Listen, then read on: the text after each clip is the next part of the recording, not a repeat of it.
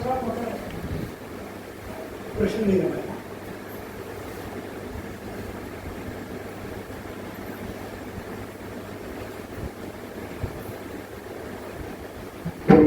एकूण असं ठरले गेले की सगळे बोलून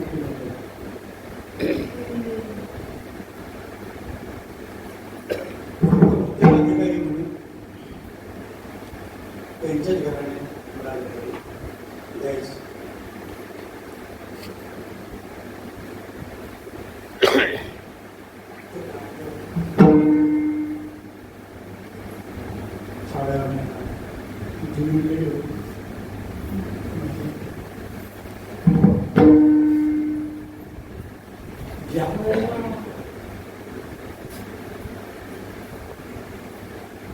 होळीचा दिवस होळी होती, होळीची सण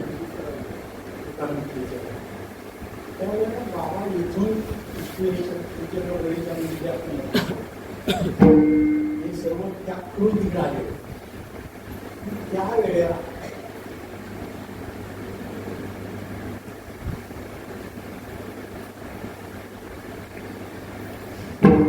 सिरियस होते. त्यावेळेला नथुराम बाबा करम बाबा त्यांच्या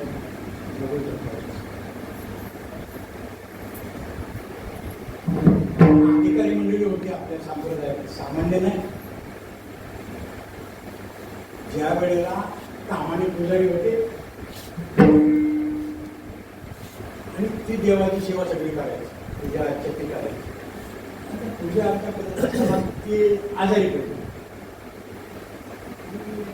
आम्ही त्यावेळेला पूजेचे कार्यक्रम असतात. दत्त जयंती आता बदलते, पण पहिलं दत्त जयंतीचा कार्यक्रम असतो. आता हे एकदम सिरियस झाले. कामाने देवाची सेवा कोण करणार? दत्त जयंती आणि लोक सगळे येणार, कसं होणार? त्यावेळेला कामाने आम्हाला काय उठायचं सिरियस येऊन जायचं. आम्ही गेलो त्या दत्त जयंतीला असं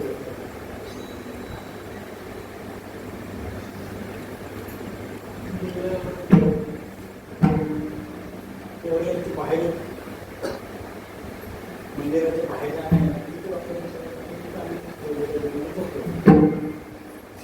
रात्रीच्या 11, 11:30, 12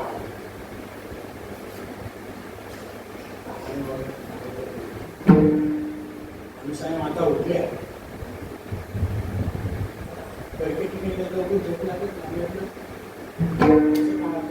झोपला झोप लागली नाही. आई मंदिरामध्ये गेले आणि देवाबरोबर भांडायला सुरू. जसं जनाबाई त्याला शिडी दिल्या, माझं पुढे पाहिलं तसं सुरुवात केली आहे. कोण म्हणजे तुझ्या मूर्ती सेवा करायला अशी मोठ्यानं भांडायला सुरुवात. काय झालं उद्याच्याला त्याला चांगला केला तर ठीक, आणि तो दरवाजा बंद उघडणारच नाही. कोण पूजा करणार?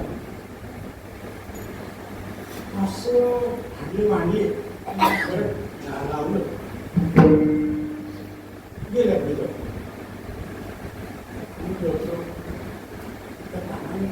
महाराजांना उठता येत नाही, इतके सिरियस होते. आई जाऊन झोपले आणि 4 वाजल्या ती तामाने महाराज उठली, कळशी घेतली, नदीवरनं पाणी आलं आणि तेवढं लांब आतमध्ये असायचं. उठली, पाणी भरून कळशी भरून आणि देवाला तर आता नित्यनियमाप्रमाणे सगळी पूजा अर्चा करू. आणि म्हणजे सांगतो अरे म्हणजे काका काय होते, झालं का बरं? तुम्ही केली की पूजा?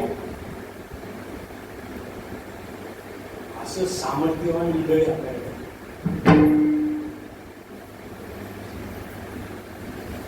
अनुभवानं सगळं सांगणार आहे. अनुभवानं.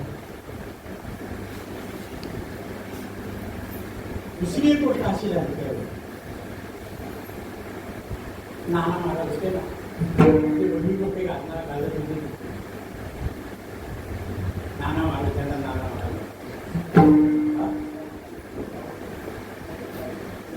आपल्या मालिकेमध्ये आहे बघा, डोक्यावरचा काढून एक भेटा, ते सगळं काढलं. सरपंच होते, सरपंच होते, भयंकर दारू घेणार.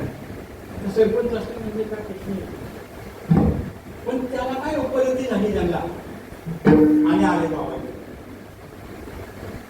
म्हणजे मला माळ घालायची, मला अनुग्रह द्या. तो आता आलायच काय आलायच परत तिकडे येऊन तुम्ही मोठी माणसं, आम्ही तरी तू सरपंच आणि तुला व्यसन घातलेलं आहे, आणि त्या व्यसनात त्यांची इष्टी करू शकतो. त्यांचा मुलगा दत्त जयंतीला जेवण करायचं नाही, तू म्हणजे नाही बा, मी तुमचं पाय सोडणार नाही, मला तुम्ही अनुग्रह द्या. 2 दिवस आम्ही नाही दिलं. तुम्ही सांगाल तसं ऐकणार.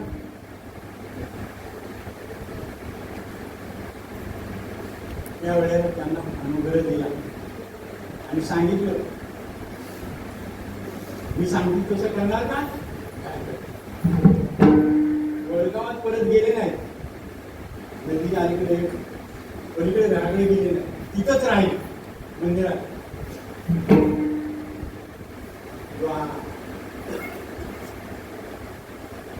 अनुसया मातेची साड्या असायची, साड्या पहिली जाग एकदम काढायची असेल, त्याचे शर्ट लुंगी त्याची लाला करायचे.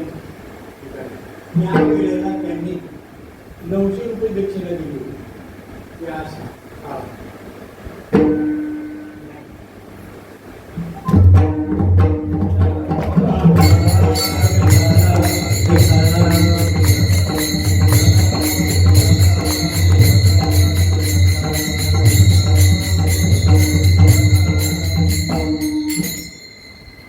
काळात 900 रुपये दक्षिणा दिली.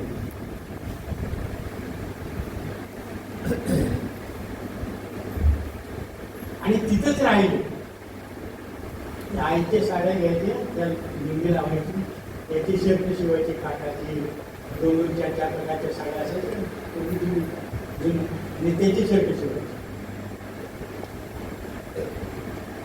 असं त्यांना वैराग्य झालं की मंदिराच्या भोवती जो कट्टा बांधलेला आहे तो त्यांनी बांधला.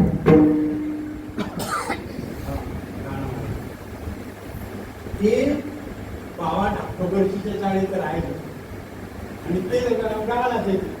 तर कधीतरी त्यांना घर आली तर मुंबईला यायचे.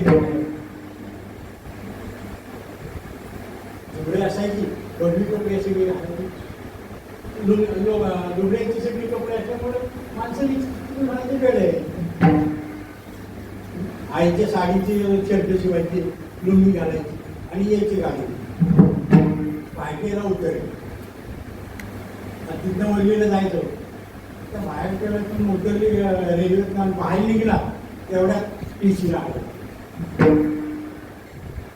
टीसीला आल्यावर तिकीट काढायचं, चला नाही बंद करूया. कुठे पैसे तिकीटचे पैसे दे. त्यांनी काय केलं, जेवढे का 6,000 आणि 100 नोट काढली आणि त्याच्यात टीसीच्या समोर तुकडे केलं त्याच्या अंगावर टाकलं. घ्या पैसे.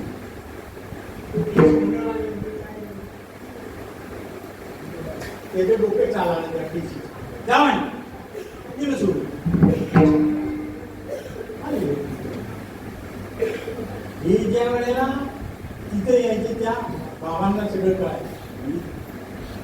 नथुराम बाबा, दिना बाबा जरी मुंबईला आले तरी भाटीला उतरण्याच्या टायमाला ते तिथं त्यांना आणायला जायचे. म्हणजे एवढं त्यांना ज्ञान होतं की बाबा आता निघाले 10च्या गाडीमध्ये तर संध्याकाळी 5 वाजता येणार. त्यांना कळायचं आणि ते त्या वेळेला त्यांना घेऊन घ्यायला यायचं, त्यांना घेऊन जायचं. अशी फार मोठ्या निवृत्ती आपल्या संप्रदायामध्ये आपण कुठे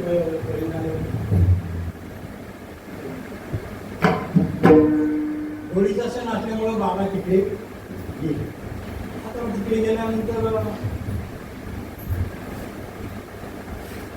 त्यावेळेला देवाच्या बाहेरची काय वाजली तिथे त्यांचा विचार असतो. तिथं बाबा झोपायचे. तिथं बाबाला आईला सांगितलं तिथं झोपणार त्यांच्याशी.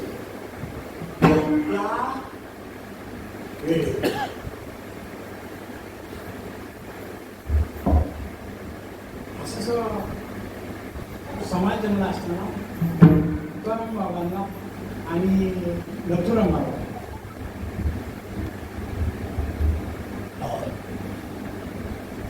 रघुनाथ स्वामी महाराजांनी असं सांगितलं, आता तुम्ही असं करा, तुम्ही दोघे जण हे तुकाराम बाबाला आणि नथुराम बाबा रघुनाथ स्वामी महाराजांनी त्यावेळी आणि 2 दिवसांनी बाबा देवाच्या त्यावेळेला समाजाने अडवलं किंवा कुणाला अधिकार द्यायचा, उत्तराधिकारी कोणतरी पाहिजे. कोण करणार उत्तराधिकारी? ते आपल्याला तिथे मोठे मोठे सुविध ते म्हणजे नाही, आपण त्यांच्या घराण्यातच ते राहिलं पाहिजे.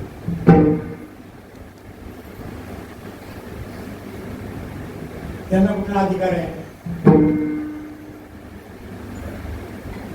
जी काही मंडळी होती ते बाबांनी त्यांना अधिकार दिलेला आहे, पण ते काय ऐकायला तयार नाही.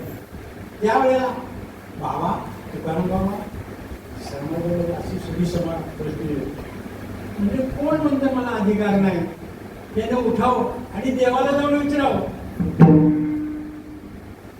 मला अधिकार आहे का?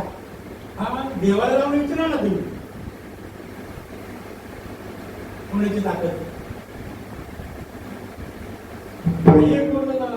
कोणी बोललं मला अधिकार आहे का नाही तर तुम्ही जाऊन देवाला विचारा. सगळ्यांची बंद आहे.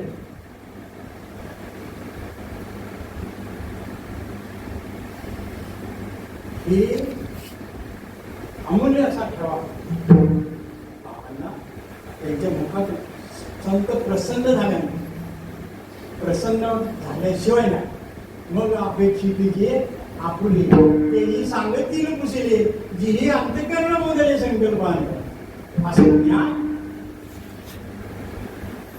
विकल्पच येणार नाही. असं ज्ञान, अशी अवस्था, असा अधिकार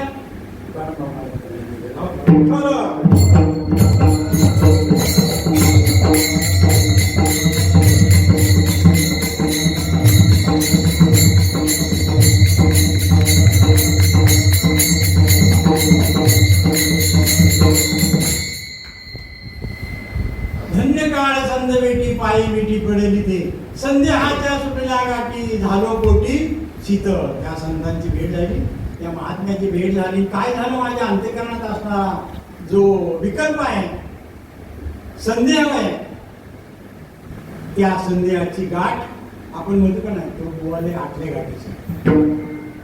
आटले गाठीचा म्हणजे काय? संशय भाषा. संशयावरून घोर पाप नाही घोर हा विनाशाचे वागून प्राणी आहे असा संशय संकल्प विकल्प तो माझ्या अंतःकरणातून नाहीसा झाला. संदेहाच्या सुटल्या गाठी झालो पोटी शीतळ. त्यामुळे माझ्या अंतःकरणाचा संकल्प निघून गेला, संदेह निघाला आणि त्यामुळे माझ्या अंतःकरणामध्ये संदेहाच्या सुटलेल्या गाठी झालो पोटी शीतळ. अंतःकरण माझं शांत झालं, शीतळ झालं.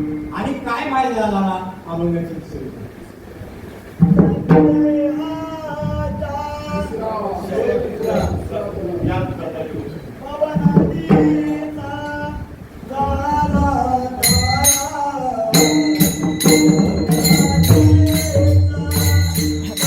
Oh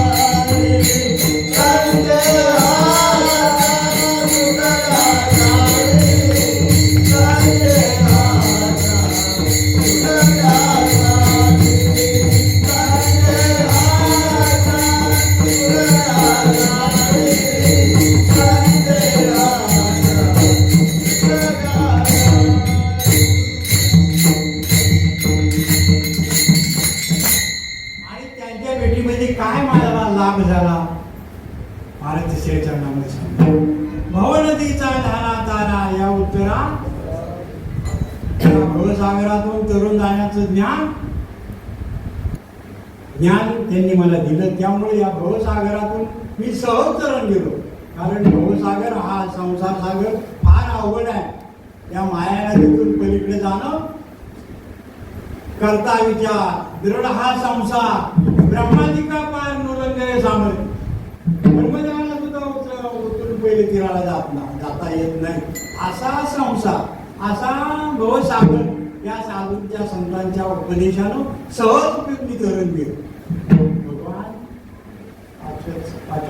चौथ्या त्या मायेचे वर्णन करून सांगतात. दैवी येच्या दुर्गणमयी दैवी येच्या गुणमयी मम माया दुरंतया मामे वय प्रपंचते माया मे हंता तरण देते.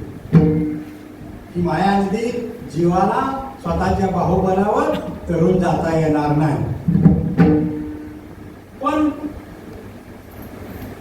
पुढे उपाय भगवान सांगतात. एकच लीला तरले जे मज सर्व भावे भजले तया ऐनतडी सरले माया जा. आणि का जया ऐनतडी सरले माया जा अशी ही माया जाळ आहे. तो अनन्य भावानं जर त्या साधूला शरण गेले तर त्या नदीतून तो सहज जाईल तरुण जाईल. भगवान आणखी एक ठिकाणी म्हणतात जो मज होय आनंद चरण त्याचे निवारी मी जन्मवर्ण शरणांगाता शरण्य मीची. अनन्य भावानं शरण गेलं तर या भवसागरातून तरुण जाता येईल. भगवंताला अनन्य भावानं शरण गेलं पाहिजे की मौन साधूला अनन्य भावानं शरण गेलं पाहिजे. तर या भवसागरातून पहिले तीराला सहज जाता असा मला लाभ झाला. आणि असा लाभ असं ज्ञान असं सुख असं मंगल देणारे एकच आहेत अवघ्याचं शेवटचं ते.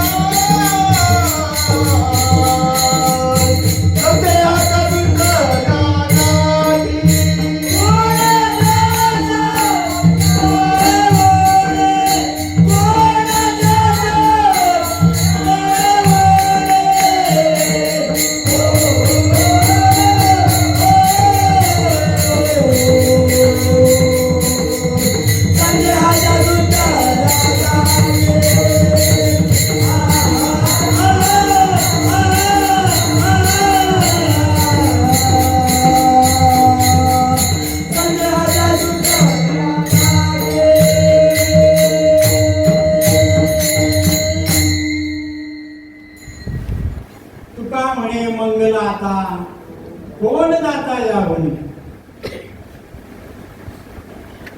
असं जे मंगल आहे, मंगल ज्ञान आहे, ते मंगल ज्ञान दान करणारा महात्मा त्यांच्याशिवाय दुसरं कोण आहे असं दान. हे दिलेलं दान कधी संपत नाही. कृपादान कल्पांती सगळे ना. आपल्याला बाबांनी दान दिले ते संपत किती दिवस केले संपणारच नाही. असं दान दिलेलं आहे आपल्याला. आणि असं मंगल दान देणारे महात्मे फार दुर्लभ आहे. एक दीक्षांत सांगायचं आणि शेवट संपवायचं. संप्रदायाचे नियमाप्रमाणे भजन करा.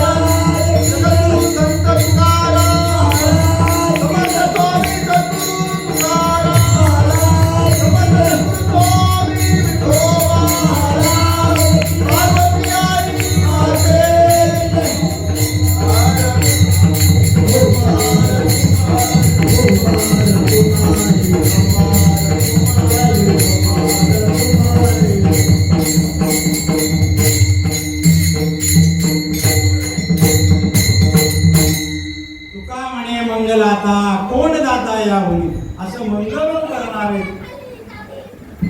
सर्व मंगलाचे मंगल सकळ मंगलाचे नाम आहे. सकळ मंगल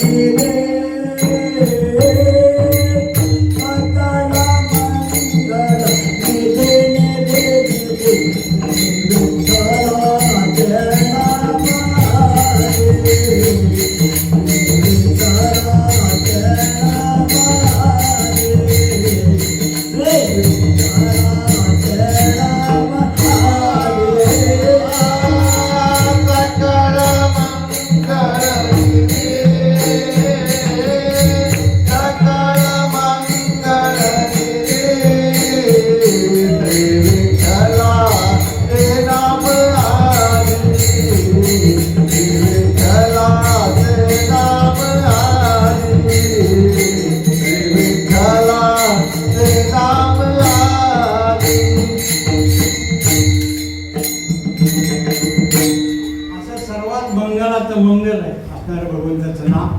ते नाम दान देणारे संत महात्मे. ते कधी न संपणार असं दान. काय झालं, उत्तर प्रदेश मध्ये अग्रदास म्हणून एक महान साधू होते. अग्रदासजी गंगेच्या काठावर त्यांचा फार मोठा आश्रम होता. आणि त्या आश्रमामध्ये सर्व नेहमी कीर्तन भजन पुराण सगळे मोठमोठे साधू ऋषीमुनी तिथं आश्रमामध्ये राहायला यायचे. आणि त्या आश्रमामध्ये नित्यनेमानं असा कार्यक्रम चालत असतो. फार मोठा अधिकार होता त्या अग्रदासजी महाराजांचा. भगवंताचे इतके निश्चितभक्त अनन्य होते की देव रोज त्यांच्याबरोबर बोलायचे.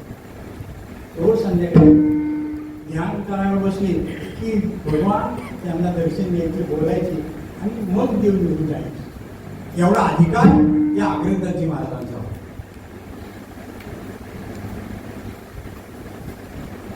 काय झालं, उन्हाळ्याचे दिवस होते आणि गंगेवर स्नान करता अग्रदासजी गेले. स्नानाला गेले आणि स्नान करून परत येत असताना त्या वाळवंटामध्ये एक 4 वर्षाची मुलगी मोठ्याने आक्रोश करून रडत होती.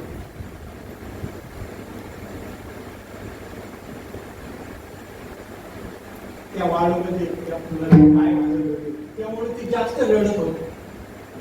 अग्रजाची येत होती आणि नेमकं ते पोरगत होते, म्हणजे पाय वाजत असल्यामुळे ते मोठ्याने रडत होते. सगळे त्याच्या डोळ्यातून तोंडातून असे वाहत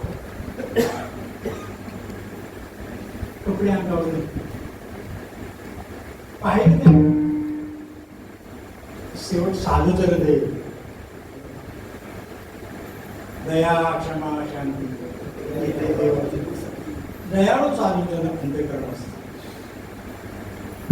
पाहिलं त्याला त्याची अवस्था, त्यांना कळवळ आला. मी त्या मुलाला त्यांनी उचलून घेतलं आणि विचार केला, त्याला कोणीच नाही. पाहिलं इकडे इकडे कोणच नाही, इकडे उचलून आपल्या आश्रमामध्ये चाललेलं आहे. दोन घास आणि नाही आपल्या आश्रमामध्ये आहे. परिवार घरामध्ये सेवकरी सेवकांचा मंडळी आहे, राहील आपल्याला आश्रमात असं म्हणून त्याला आश्रमामध्ये आणलं आणि त्याचं नाव नावाजी नाव आहे. आता तो रोज आश्रमामध्ये कीर्तन प्रवचन चाललं की तो आपल्या तिथे बसायचा, ऐकायचा, झाडून करायचा, काही साई मदत करायचं सर्व मंडळींना. असं करतात मोठ्या झालं. अग्रजाची रोज गंगेला स्नान केल्यानंतर, स्नान करून आल्यानंतर आपल्या पर्णकुटकीमध्ये ध्यान धारणा करायला बसायचं. त्यावेळेला त्यांनी विचार करत नाही, बाकी बोलले याला आपल्या दरवाजात बसलो. त्याला त्या सांगितलं आतमध्ये कुणाला सोडायचं, मी ध्यान धारणा करत असतो, आतमध्ये माझा विक्षेप होईल, तेव्हा तू आतमध्ये कोणाला सोडायचं ते आपलं ते करायचं ते बोललो. असा त्यांचा नित्यम चाललेला होता.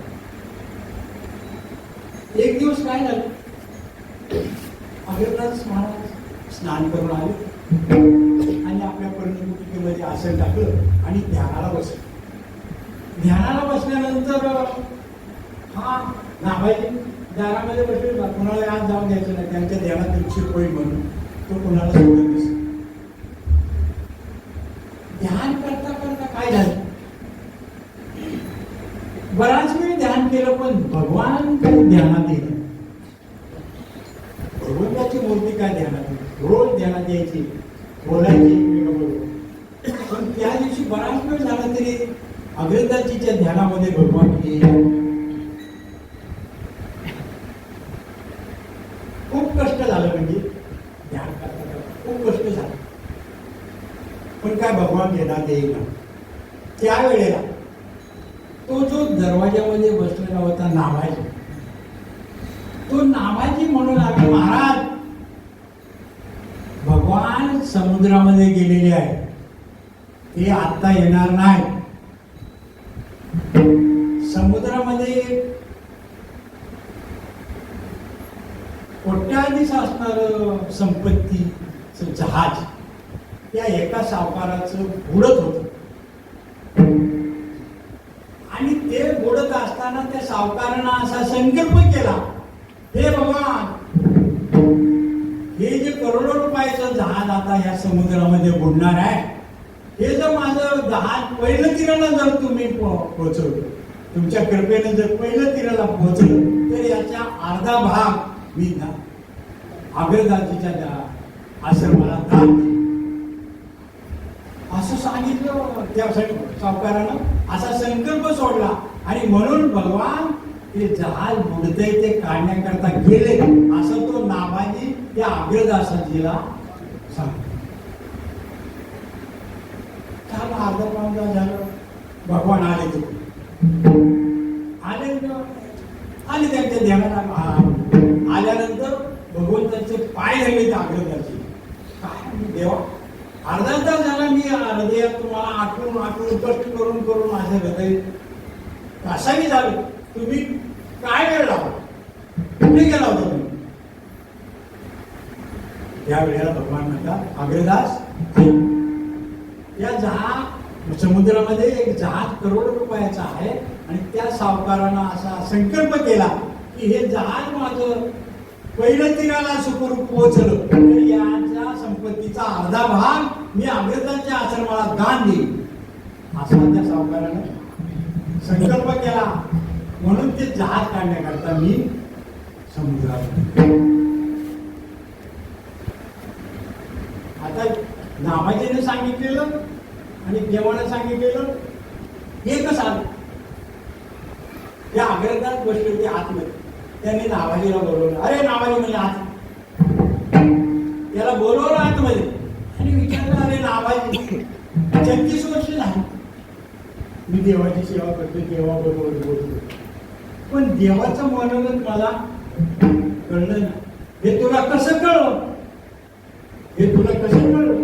काय नाही, तुमच्या आश्रमामध्ये येणारे साधू संत महात्मे त्यांची सेवा, त्यांनी खाऊन पिऊन राहिले ते काय ते मी सेवन करायचं आणि माझी उदर देवा, तर ह्याच्याशिवाय दुसरं काही केलं नाही. फक्त साधूंची सेवा,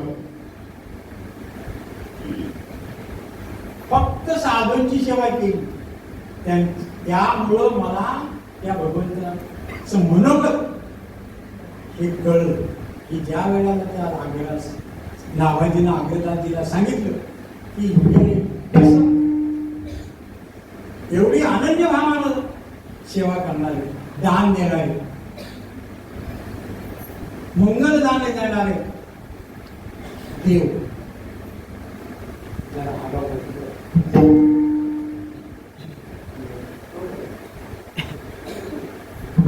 जसं देवानं त्या आग्रहाजी आश्रमाला करोडो रुपयाची संपत्ती दान दिली ना कुणी देवाने ते कार्य केलं, तसं आपल्या बाबांनी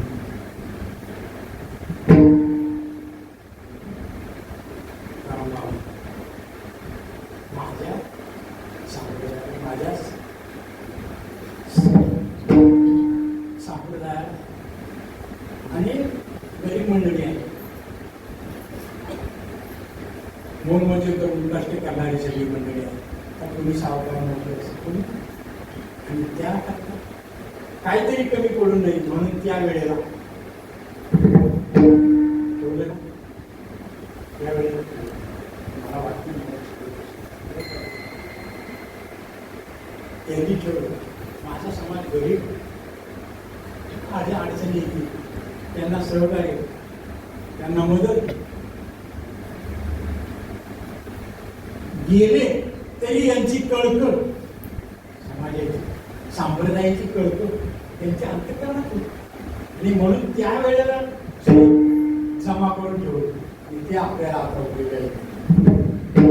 देव करणार जसं देवानं केलं तसे ते देवच होते. देवते संत, देवते संत, संत देवानं तो सर्व देवा संपत्ती आपल्याला नारायणाच्या प्रायोगिकेने आणून ठेवले. आपल्याला काय कमी जास्त झालं, काही खर्चाला काही अडचणी आल्या तर त्याकरता ती व्यवस्था त्यांनी करून ठेवली. त्यावेळेला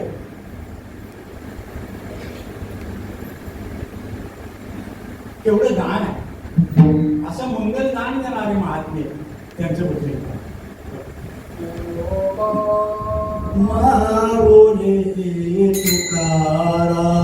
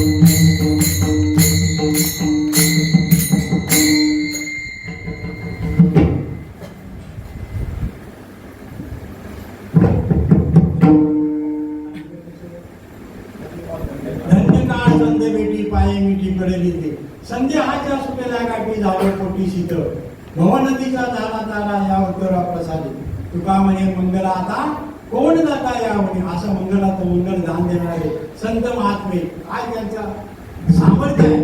तुका म्हणे पापी जाती संतांची या पुण्यवंत व्हावे घेता सज्जनांची नावे तुकाराम तुकाराम नाम घेता धन्य तुकोबा समर्थ तेने केला हा असे तुकाराम चार अक्षर ज्ञानदेव ज्ञानदेव चतुराक्षरी जप करी हा सर्वज्ञ ज्ञानाज्ञानाचा ब्रह्मप्राप्तीची संज्ञा ज्ञानाने निकांगाचे उशी प्रतिज्ञा ज्ञानाग्नीने पापी जळती ही ज्याची आज्ञा ज्ञान नररूपे कृष्णा अवतरला भगवान नदीवती उदक पाहता नव्हे भिन्न नवलयची पशुमांसा करतो वेदाध्याय नमन करुणे सद्भावे जपता होय विज्ञान ज्ञान हे देवाजीवर भक्तावंती देवर देतावर ब्रह्मांड ब्रह्मानंदी बोलले देशी ग्रंथ निधी अलंकापुरी नांदे देशवाची ज्ञान देवी गीता ग्रंथ बोलते ज्ञान देव वक्त्याचं ते ग्रंथपणे पावते समवा वर्णुदा लागले मानवा होतो जीव शिव बंधुनी चरणी एका जनार्दनी दर भाव निर्ज वर्षती निर्ज ज्ञानदेव नामे पुष्पांचा वर्षा ज्ञानदेव म्हणतात ज्ञानदेव देतो वासुदेवच होते अखंड वदनी